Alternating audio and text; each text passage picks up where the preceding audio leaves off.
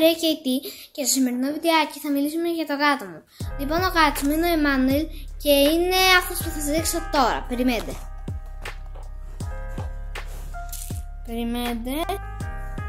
Νάτος, πού είναι η φατσούλα σου? Ναι, σε μωρό, κοίτα τα. Κοιτάξτε τον, είναι πολύ γλυκούλης. Λοιπόν,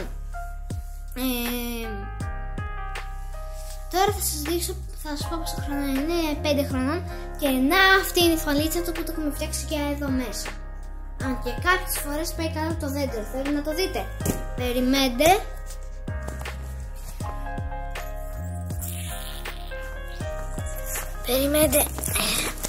Εδώ.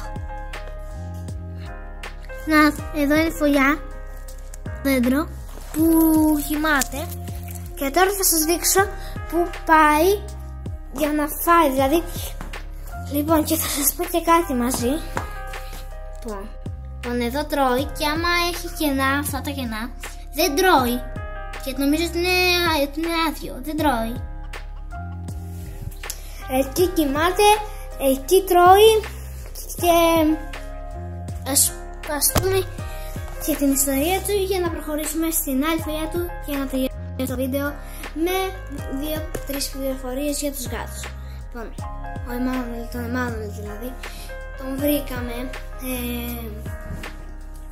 με 2 αδερφούς, τον Στέγη και τον Μπου, στο χωράφι. Σε ένα χωράφι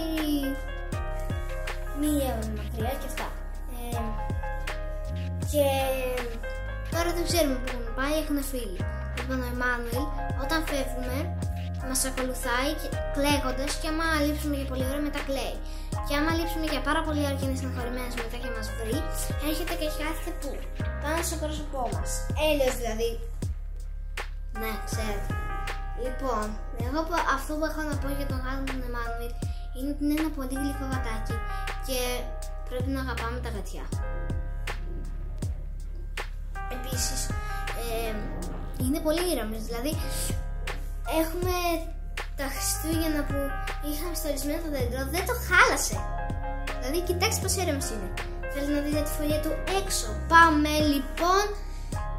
Και μετά θα σας πω και 2 πραγματάκια για τους γάτους και έτσι θα τελειώσει ήρεμα και απλά το βιντεάκι αυτό για τον γάτο μου, τον Εμμάνουελ. Πάμε.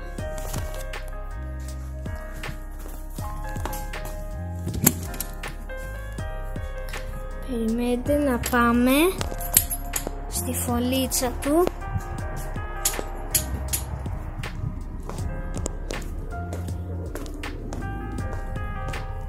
Λοιπόν, καθίστε να το δείτε. Να, εδώ μέσα κοιμάται και περνάει τις πιο πολλές ώρες της ζωής του. Δηλαδή μόνο κοιμάται, αυτό εννοώ, μόνο κοιμάται και τρώει αυτό το γατί. Δεν κάνει τίποτα άλλο, πραγματικά. Κυριολεκτικά δεν κάνει τίποτα άλλο. Κυριολεκτικά. Λοιπόν, τώρα ήρθε η ώρα να σας δείξουμε να σας πούμε δηλαδή 2-3 πραγματάκια για γάτια. Λοιπόν, οι γάτοι όταν είναι θυμωμένοι έχουν τα νύχια τους έξω από το δέρμα, γιατί άμα πάτε και δείτε ένα γάτο και πιάσετε το μπροστά εδώ, τα νύχια είναι μέσα, δεν έχουν βγει έξω, βγαίνουν έξω όταν είναι θυμωμένοι και γίνονται έτσι, χαμπιλωτά. Λοιπόν, όταν είναι θυμωμένοι η γούνα τους είναι έτσι, σηκωμένη προς τα πάνω σαν καρφί. Και όταν είναι χαρούμενοι, κουνάει την ουρά τους κάπως έτσι. Και τις κάνω εγώ πλάκα και του λέω: μην χτυπάς την ουρά σου, ρε. Θα χτυπήσεις. Λοιπόν, αυτά ήταν τα 2-3 πραγματάκια και η ιστορία του Εμμάνουελ που ήθελα να σας πω. Κάντε εγγραφή και στο κανάλι και κλικ στο καμπανάκι για να μην χάνετε καμία περιπέτεια της Μαρίτσας. Επίσης, άμα έχετε και εσείς τέτοιο γάτο, κάντε like. Γεια σας.